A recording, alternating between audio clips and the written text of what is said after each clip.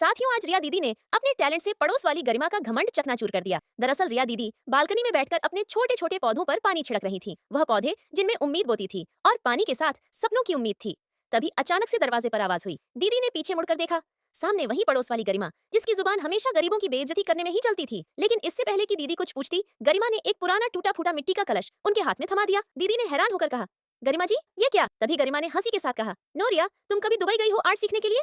तुमने कुछ सीखा भी है या बस घूमने के लिए गई? अगर इतना ही हुनर है तो इस मटके को नया बनाकर दिखाओ। तुम गरीब लोग बड़े बड़े सपने देख लेते हैं। चलो देखती हूँ तुम्हारे सपने कितने सच्चे हैं। तभी गरिमा वहाँ से चली जाती है।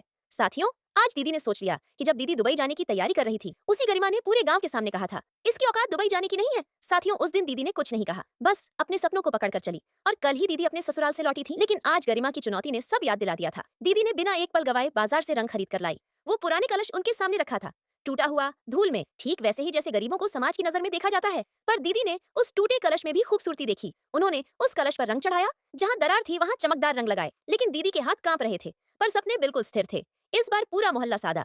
दीदी ने धीरे से कलश उठाया। जैसे ही उस कलश में रोशनी आई, तभी साथियों, दीदी को एक सपना दिखा है। गरीब होना कोई शर्म की बात नहीं है, यह तो ऊपर वाले की मर्जी है। लेकिन कोशिश न करना और अपनी इज्जत का ध्यान न रखना, यह हमारी गलती होगी। साथियों, आज का दिन हमारे लिए और भी खास है, क्योंकि बड़ी दीदी को शहर की एक नामी बड़ी कंपनी में नौकरी के इंटरव्यू के लिए भी बुलावा आया है। एक तरफ गरिमा को कलश पर जवाब देना था और दूसरी तरफ दीदी का बड़ा इंटरव्यू है।